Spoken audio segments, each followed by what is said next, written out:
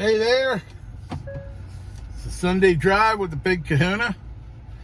I'll tell you what, I may be living in South Carolina right now, but that is Texas heat outside. Woo! It is hot. Hot like you could fry an egg on a sidewalk hot. I mean, oh God, Lordy. Well, gotta turn the AC up a little bit. Where to start? Pastor Greg today it never ceases to amaze me how his messages are so relevant to the times. I mean, he just doesn't pull a card out of a file like some people do, that, oh, we're going to recycle this sermon from last year and all that. No, he really gets into the, oh, I'm getting told, put your dang seatbelt on. This car's got so many bells and whistles on it. Tells me when I'm leaving my lane, tells me when someone's in my blind spot and everything. It's a great car. So I've got my seatbelt on. Anyways, back to Pastor Greg. I feel so enlightened after I come to church here, because he spends a lot of time on things that my other church didn't. And today he was the book of Chronicles, and about how King Jehoshaphat, yeah, I know you hear that name, you think, Jehoshaphat, where did that come from? Well, it comes from the Old Testament. About how he was going to have to go against the war up in Syria against 3 separate armies, and how his faith and his people's faith, they started singing praise to God until they got to the battlefield. All their enemies had turned against each other, and the battle was over there before they even got there. So, and that's in that happened in an area known as even to this day, the Valley of Blessings. So for thousands of years, that area was known as the Valley of Blessings. Well, doesn't that just run true with what we're going on what's going on right now? We had to go to war. We went to go to war against Iran, and they were already defeated. I mean, we just finished them off, and it's great. You know, everybody's thinking we're gonna have a forever war. There's, you know, the so-called MAGA that think they can decide what MAGA is, going, we didn't vote for this, we didn't want this, we don't want no more wars. Trump don't want no more wars either. He doesn't want to shed blood, but what he's done, he's just like Reagan, it's peace through strength. And sometimes you got to show that strength, particularly given those circumstances, because we were given an opportunity that we never had before, and that was to end Iran's nuclear program. And by doing so, that regime has nothing. It has nothing, and the people of Iran will decide their future. We're not doing no regime change. We're not doing any of that crap. You know, as Trump said, the people of Iran are going to determine their future, whatever that future may be. But they're not going to be allowed to have the nuke. They're not going to be allowed to project their terror anymore by doing what he he did, and Iran will not be able to fund the Houthis or Hezbollah or Hamas. And what people don't realize is how long this has been going on, because they're not old enough to remember. So many people, there are people in their 20s that graduated college that don't remember or weren't around when 9/11 happened. Now, 9/11 was financed by the Saudis, but most of the terror through these years has been financed through Iran ever since the 1979 revolution. Hezbollah, Hamas, Islamic Jihad, they were all at war in the civil war in Beirut. See, Lebanon, before their civil war in the 1980s, was pretty much a paradise. People of all these different religions lived together in peace. There were Christians, there were Muslims, there were Jews. Very peaceful country.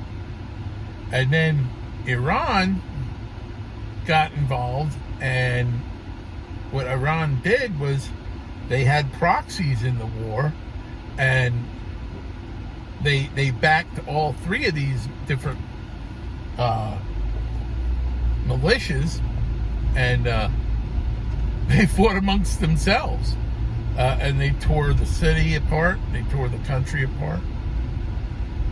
So then UN peacekeepers went in, and among those UN peacekeepers were United States Marines.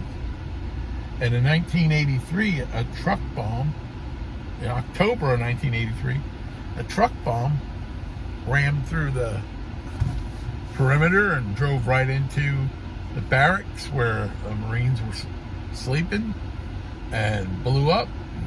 Over 200 Marines and I don't know how many sailors were killed. And this was Iran would not openly go and fund, openly go and commit the terrorism. They had useful idiots that they would fund, and that being the different factions in Judah, which is people refer to as not Judah, Judea, or it was one of those. It's referred to as Palestine now, and Palestine got its name from the Philistines. And if you knew anything about history about the Philistines and the Palestinians, they're always at war. They love war. They breathe war.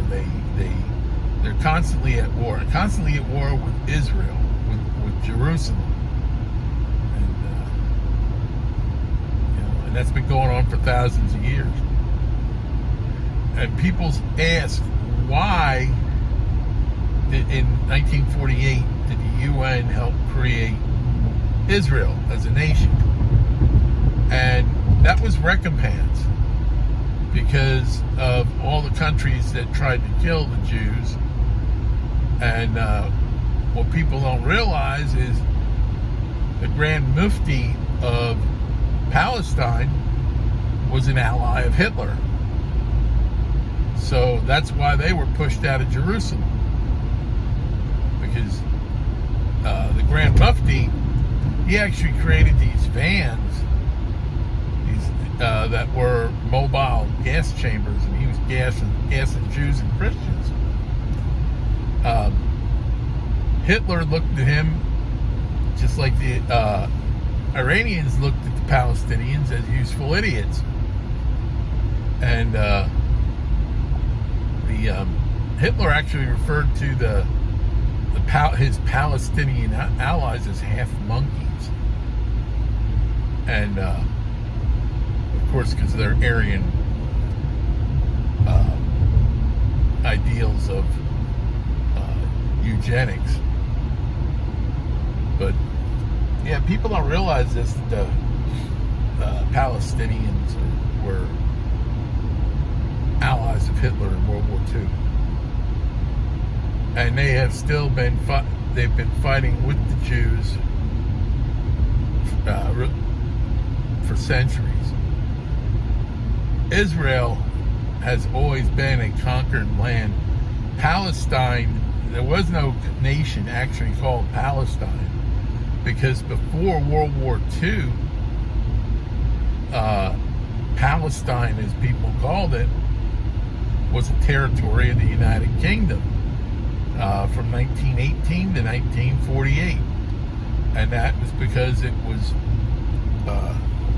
they annexed that after the First World War, and then prior to the First World War, for 600 years before that, over 600 years before that, that was part of the Ottoman Empire.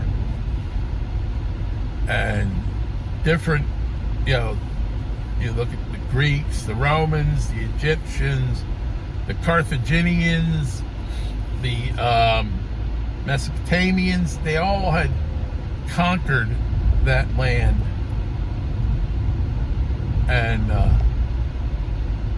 it was spoils of war. But now, since 1948, it's back where it belongs. It's back with the Jews. It's back that it's Israel. Because the Palestinians really didn't have a claim on that land. Well, a lot of people, they always say stolen land, stolen land. We get that a lot in the United States, stolen land.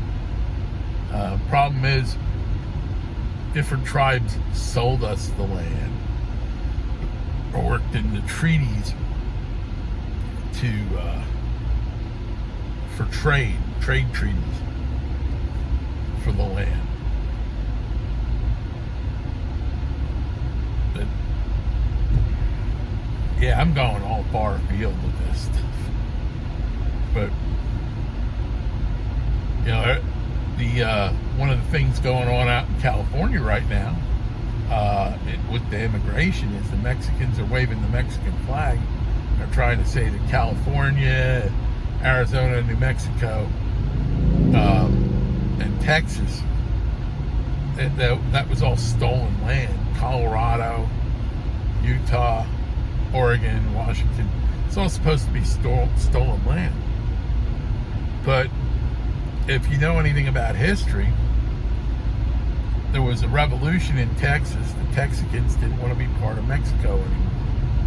And the Texicans beat the Mexican army. But the Mexican government, the president, would refuse to sign the peace treaty. So there became the Republic of Texas. And about 10 years later, the Republic of Texas became our, I don't know if it's 20th or 22nd state, I'm not sure, sorry about that. But the Republic of Texas became our state. And within a year, the Mexican army invaded Texas, trying to take the territory back. Well, the U.S. Army had none of that, and we had the Mexican-American War, which wasn't much of a war, because the Army, the United States Army, pushed the Mexican Army all the way back to Mexico City. And they could have invaded Mexico City, but they showed mercy, and they had a treaty, and part of that treaty was all that land, California, New Mexico, Colorado, Arizona, Utah, and Pacific Northwest there, Oregon and Washington, would be sold to the United States and annexed to the United States for $25 million. So we didn't steal the land, we bought it. Now, getting to the Indian claims about stolen land, the colonists would buy land that the Indians didn't want. They didn't see any need for it because they couldn't hunt, they couldn't fish. They were swampy, marshy bogs, and from those those marshy bogs got filled in with with dirt and trash and junk, and they got turned into cities. They got turned into places like Boston, Philadelphia. All of Manhattan was a swamp at one time. Charleston,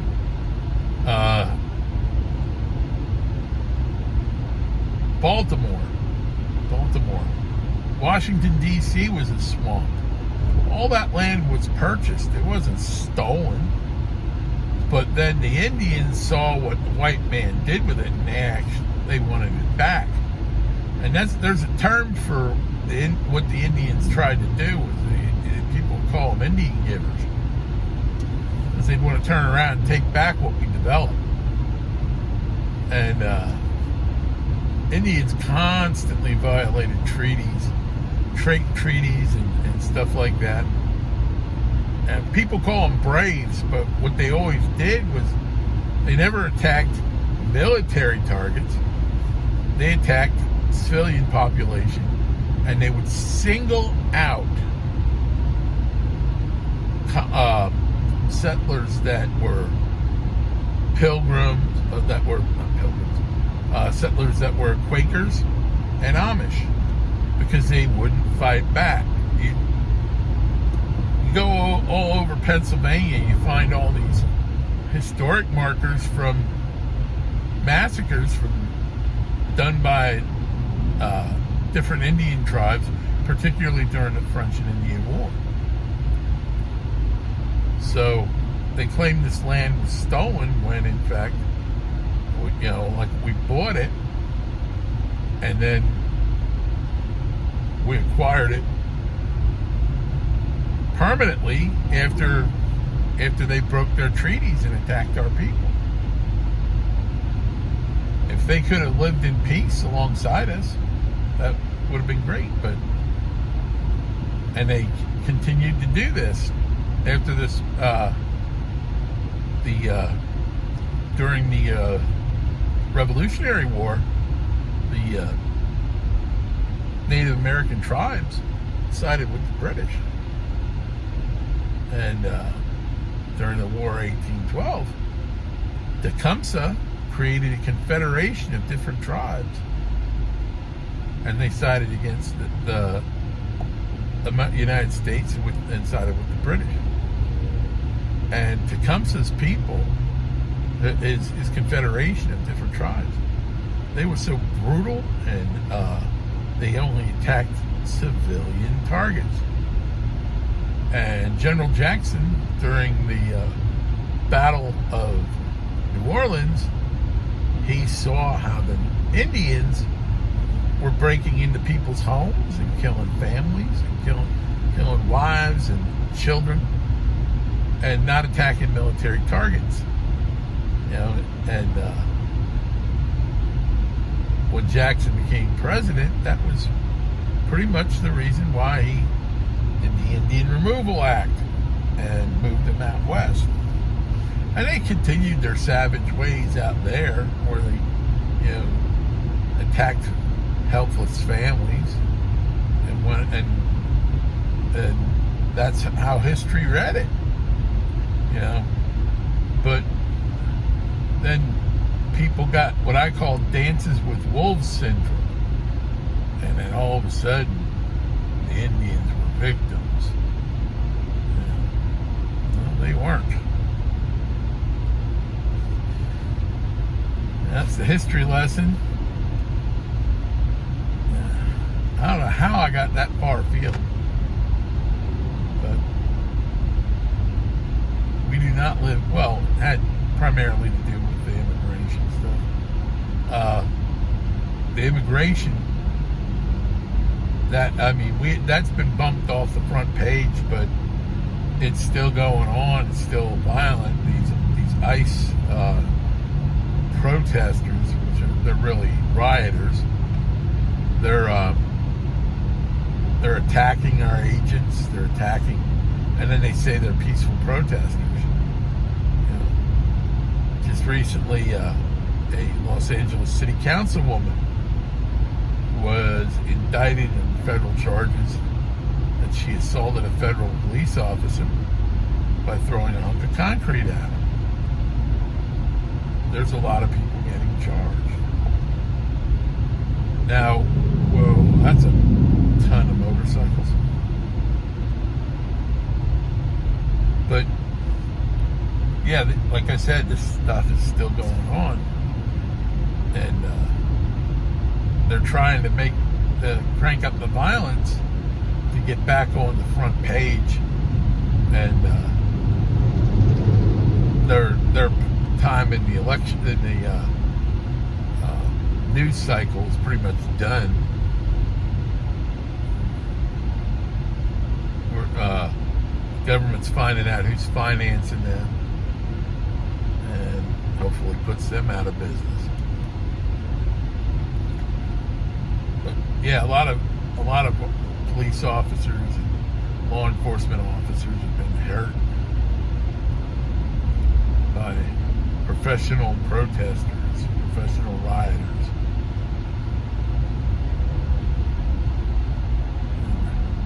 Excuse me, I'm in a bit of traffic here. But yeah, these incidents that have been going on with the different stunts going on with these different lawmakers trying to get their time on TV and go hook and arm with the illegals. You know, they went down to El Salvador to get this wife beater back in the United States, and they brought him back because they said he didn't have due process. Well, the guy had due process before he got kicked out, before he got removed. So I don't know how they could say he didn't get due process. But this one renegade judge brought him back. He had a hearing in front of an Obama-era judge who ordered him removed. So then he made an asylum claim and got to stay in the country a little longer, and his request for asylum was dismissed. However, a stipulation was put on his removal order that he could not be deported to El Salvador. They would have to find another country for him. Well, he did get deported to El Salvador and was put in that prison. So the only thing that really needs to be determined in court is what country he's going to go to, because there's already 2 removal orders for this guy. So he ain't staying. He ain't staying at all. Well, they gave him bail and said he wasn't a flight risk. Oh, he's a flight risk. Duh. He's MS-13. He's a flight risk. And this Palestinian guy, judge sided with him to let him out, but that's under appeal too. And they said, these renegade judges are ridiculous. And this case that's coming up before the Supreme Court that should be decided in a week or two, because they're coming to the end of their term. That will, if that gets decided in Trump's favor, that's going to put a lot of this lawfare to rest, because the circuit judges and the district judges will no longer be able to overturn executive orders where it comes to foreign policy and national defense. So that in turn will put a green light on Trump's deportations. And then you're really going to see him flying out of the country. Fortunately, a lot of people are wising up because they realize if they get deported, they're not going to be allowed to come back. But if they go back and they go through the app, that they register to come back, there's a legal path for them to come back, especially if they have kids. If they have kids that were born in American, they'll be able to come back and be with their family, or allow themselves to be deported with their kids, and their kids have a path to come back when they get older, and they also have a path to bring their parents. So there'll be legal immigration instead of illegal immigration. There's a big difference. Liberals don't have a clue what the difference is, but people who come here and follow the laws and follow the rules, they're appreciated. But the people who come here and follow the rules and follow the laws don't appreciate the people who violate them and come in here illegally. Because, for one thing, they're part of the American dream that the other people, the immigrants, Okay, let's clarify something before we go any further. An immigrant is a person who comes here and legally and pursues the path to citizenship and becomes a citizen. That's the definition of an immigrant. A definition of a migrant is a person who comes in here into the country in a legal method under an agricultural visa, and they migrate from farm to farm, thus the term migrant. Then you have illegal aliens, and illegal aliens come here illegally. They have no intentions of becoming a citizen or becoming part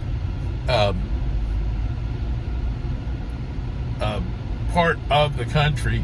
They don't assimilate into the country at all. They don't speak English. They don't learn it. They become a burden on our infrastructure. And that's what an illegal alien is. They cost us a lot of money because they go to hospitals and they don't pay the bills. So that's why our hospital bills are so high.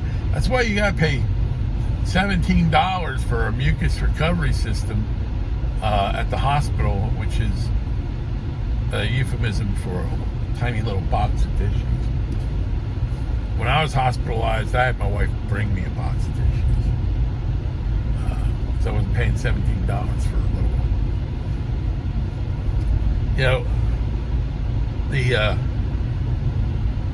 So anyways, after clarifying that, the people who come in here legally have a great resentment for the people who don't come here legally. Not just because they violated the law to come here, but a lot of these legal immigrants, they are business owners, small businessmen. They own little stores, like bodegas. They own, newsstands, sandwich shops,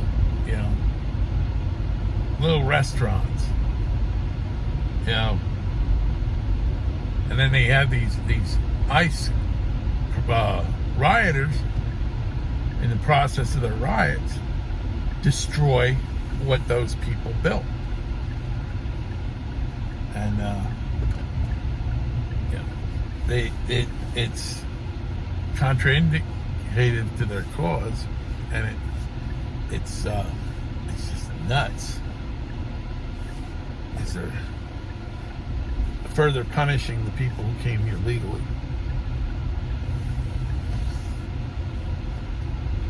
Yeah, it's a damn shame. So summarize it, we're not at war with the Iranians. We did some airstrikes. We're not going to be in a forever war. We're in, we're out, we're done.